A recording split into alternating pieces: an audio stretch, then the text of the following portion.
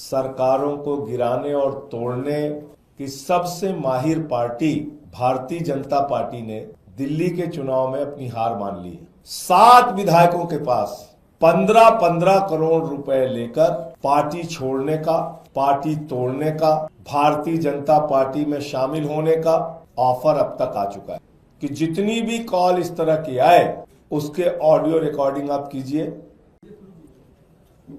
सभी पत्रकार बंधुओं को नमस्कार। लोकतंत्र को कुचलने, विधायकों की खरीद फरोख्त करने, सरकारों को गिराने और तोड़ने की सबसे माहिर पार्टी भारतीय जनता पार्टी ने दिल्ली के चुनाव में अपनी हार मान ली है और इसी के कारण हम लोग आज सुबह से अपने विधायकों से बातचीत कर रहे हैं और बहुत सारे विधायकों ने मुझे सूचना दिया फोन करके। 7 विधायकों के पास 15-15 करोड़ रुपए लेकर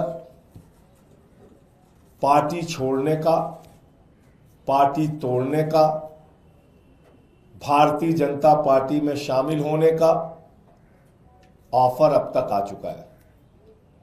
7 विधायकों के पास, आम आदमी पार्टी के 7 विधायक जो चुनाव लड़ रहे हैं उनके पास फोन आया भारतीय जनता पार्टी के उन तत्वों के द्वारा, एक दो से मुलाकात करके भी ऑफर दिया गया कि जिसमें कि वो 15 करोड़ रुपए देने के लिए बात कर रहे हैं और आम आदमी पार्टी छोड़कर भारतीय जनता पार्टी के साथ तोड़फोड़ करके सरकार बनाने के लिए शामिल होने की बात कर रहे हैं।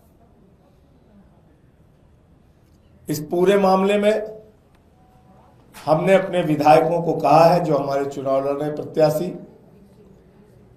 उसमें से कुछ मौजूदा विधायक हैं, कुछ चुनाव लड़ रहे हैं, सबको हमने बोल दिया है कि जितनी भी कॉल इस तरह की आए उसके ऑडियो रिकॉर्डिंग आप कीजिए और इसकी शिकायत, बाकायदा इसकी सूचना दी जाएगी, नंबर 1।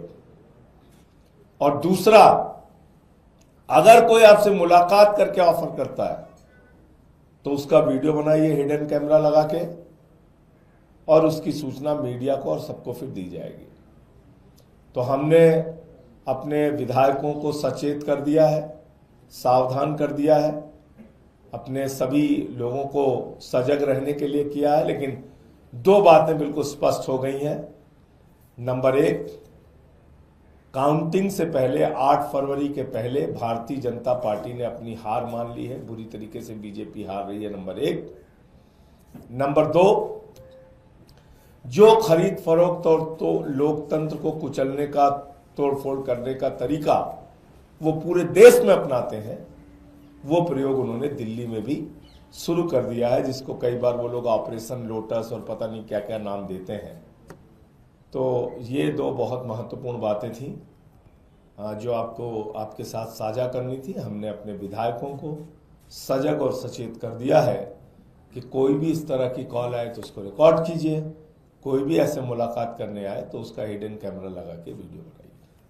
संजय जी, 7 संजय जी, कोई आप लोगों के पास प्रूफ है क्या? ये हर चुनाव के बाद हमने देखा है कि आम आदमी पार्टी कहती है कि ऐसा कॉल आया, ये सिर्फ इसलिए नहीं और हर चाहते कि टूट फूट ना हो, और जब हमने कहा तब हुआ, लेकिन आप लोग हमारी बातों को नजरअंदाज करते हैं।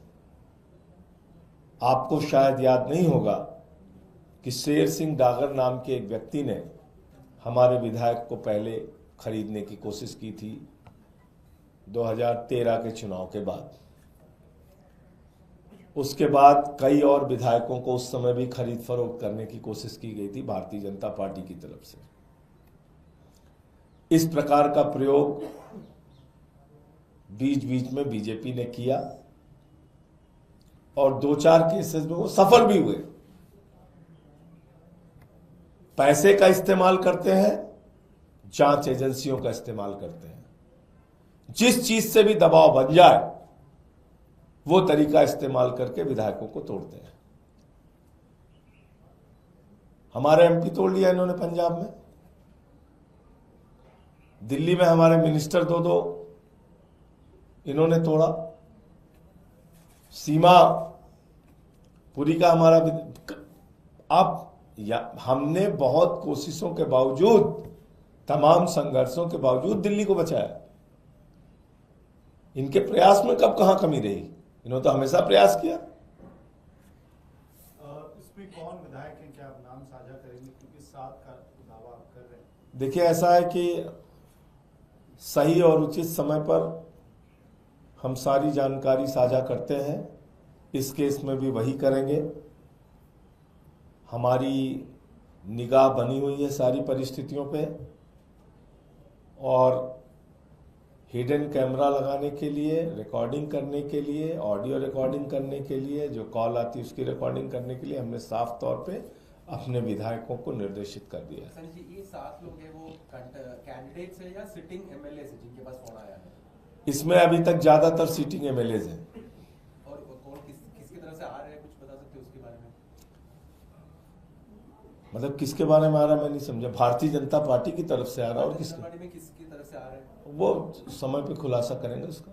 भारतीय जनता पार्टी की तरफ से आ रहा है। सर, इसके अलावा एक सवाल है, रामगोपाल यादव जी ने ये कहा कि इंडिया गठबंधन को अगर कोई हरा रहा है तो कांग्रेस हरा रहा है, और केजरीवाल जी के लिए जिस तरह की भाषा मोदी जी भी इस्तेमाल नहीं करते हैं, वैसी भाषा तो राहुल गांधी इस्तेमाल करते हैं। तो ये तो सर्वविदित सत्य है, कोई छिपा तो है नहीं। आपने देखा इस चुनाव में किस प्रकार से कांग्रेस ने कैसी कैसी भाषा का इस्तेमाल केजरीवाल जी के खिलाफ, आम आदमी पार्टी के खिलाफ, हमारे नेताओं के खिलाफ किया। ये तो कोई छिपी हुई बात अब है नहीं।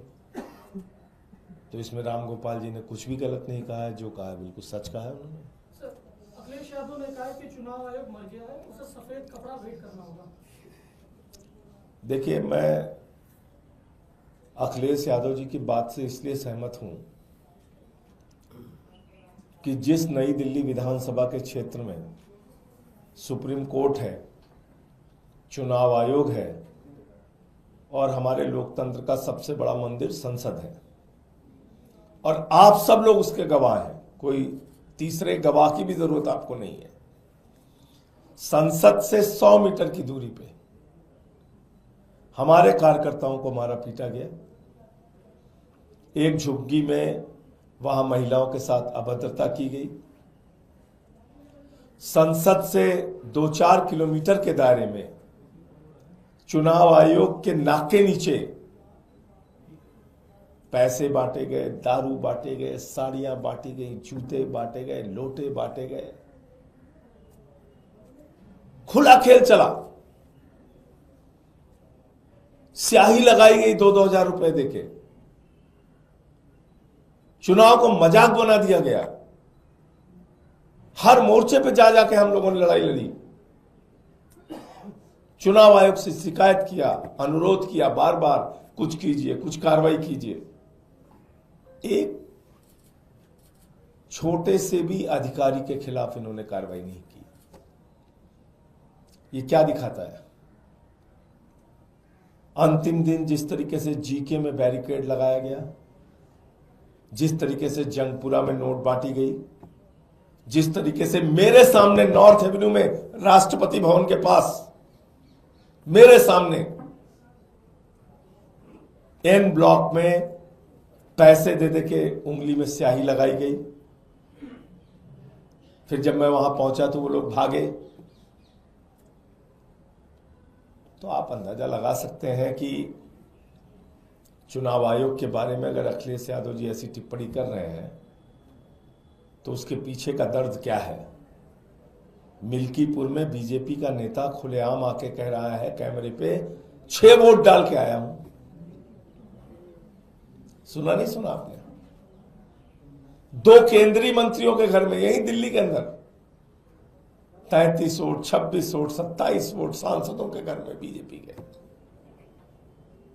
जिनके घरों में लोकसभा में 2 वोट 4 वोट हुआ करते थे, अचानक विधानसभा में 33 वोट, 35 वोट। कुछ बोला चुनाव आयोग ने? कोई कार्रवाई की आपने देखा कहीं? अब बताइए। शुरुआती दौर में जब हम लोग मिले थे तो उन्होंने जरूर कार्रवाई की। फिर कहां से उनके ऊपर प्रेशर आया, क्या हुआ मुझे नहीं मालूम। फिर एकदम से चुनाव आयोग, जिसको कहते हैं कोमा की अवस्था में चला गया, फिर वहां से नहीं निकल पाया वो। सर, जो आपने कहा हॉर्स ट्रेडिंग का पॉसिबिलिटी, जैसे 7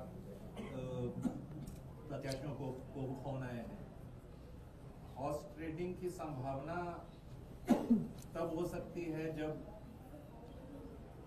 उनको अनुमान है या आपका अनुमान है कि दोनों पार्टी को लगभग सेम टाइप के सीट आ रहे हैं, तो what do you see? हमारा अनुमान है, मैं बार बार कह रहा हूं, फिर दोहरा दे रहा हूं, प्रचंड बहुमत के साथ आम आदमी पार्टी की सरकार बनेगी। और कृपा करके आप लोग ये मसाज सेंटर चलाने वाली और स्पा चलाने वाली कंपनियों के एग्जिट पोल पे ध्यान ना दें, कृपा करके। स्पा चलाने वाली, मसाज सेंटर चलाने वाली कंपनियां, सैलून चलाने वाली कंपनियां एग्जिट पोल कर रही हैं। ये जर्नलिज्म का भी अपमान है, एग्जिट पोल का भी अपमान है। और